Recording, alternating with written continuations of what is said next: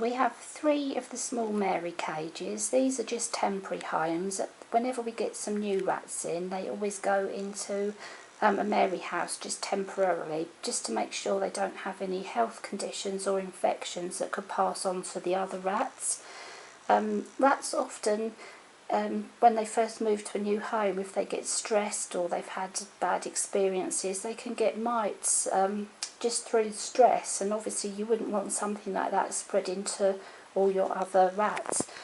But these are all set up the same way: a shelf, a ladder, a hammock, some sort of house underneath for sleeping in. That one's empty. And then this is the one that we've been using for Bo and Bella, because they have had a nasty little cold, which we think was just the change of weather, because they've both recovered. Because we weren't sure how ill they were going to be, they went in here together just so that if it was an infection it didn't spread to the other rats. But it's cleared up fine, so they're all okay now. But this was also Bo's house when she first came to us, because she came to us on her own and she couldn't get on with other rats. We couldn't put her in with the others, and she lived in here for a few weeks, but we used to get her out every day quite a few times, and it worked really well because it was easy to clean out, it was easy to get her out as well, not too many places for her to hide. So she soon got used to us, and as soon as we were able to, she moved in with the other girls. But they're brilliant also for very tiny rats. If you have tiny baby rats, this is a really nice house to put them in for a few weeks while you're taming them up and they're getting used to you. But as soon as they get a bit bigger, you need to get them into a bigger house. And also my rats are out several times a day, so when the babies were in here we were constantly getting them out. They were probably about 6, 7, 8 times a day we would go in and get the babies out, so they were constantly coming out and having playtime on the sofa. And then when they were bigger they moved to playtime on the floor. This is the Furet, which is currently empty. I was just going to say, with the Mary house it has a nice big door at the top and then a little one at the side, which is, I find, quite useful.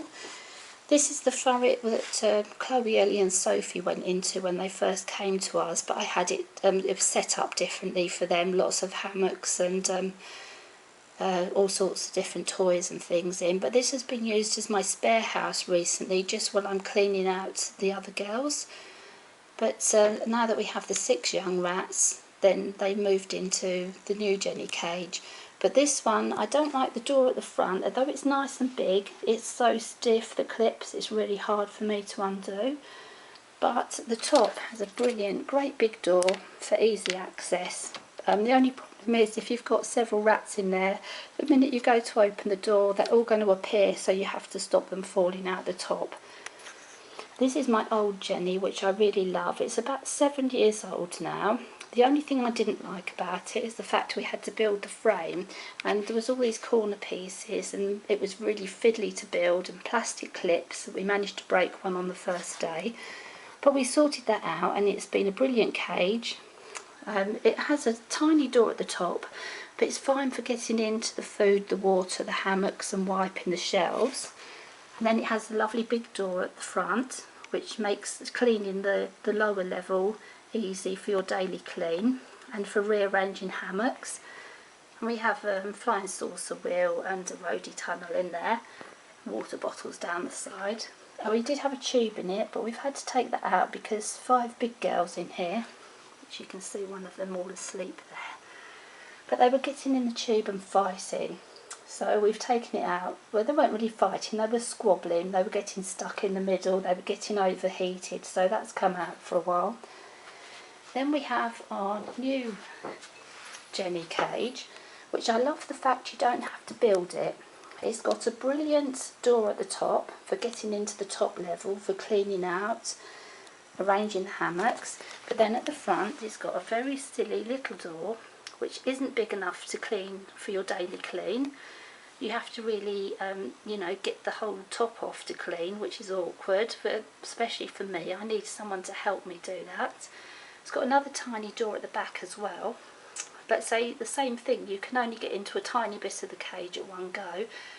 You can't really get to the lower shelves. That was the same thing, all grey shelves, but I put the, I don't remember if I said this, but I changed all the shelves in the old Jenny from the grey ones to the pink.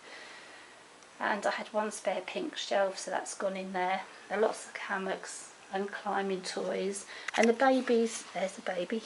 The babies don't fight in their tube, so they've still got their tunnel in, haven't you girls? They're so cute. So that's my houses. They're all Ferplast. I think they last well. The bases are very easy to clean out. I always have flat, solid bases for all of my cages. I've only ever had one chewed by a rat, and that was a long time ago, and I managed to get a replacement. But that's all my cages. So I've got an old Jenny which I love, a new Jenny which I like bits of but not happy with the doors, the Furet which has a nice door at the top but is okay, but only for probably sort of maximum of 3 girls. Then the little Marys which are just temporary houses, and that's my cages.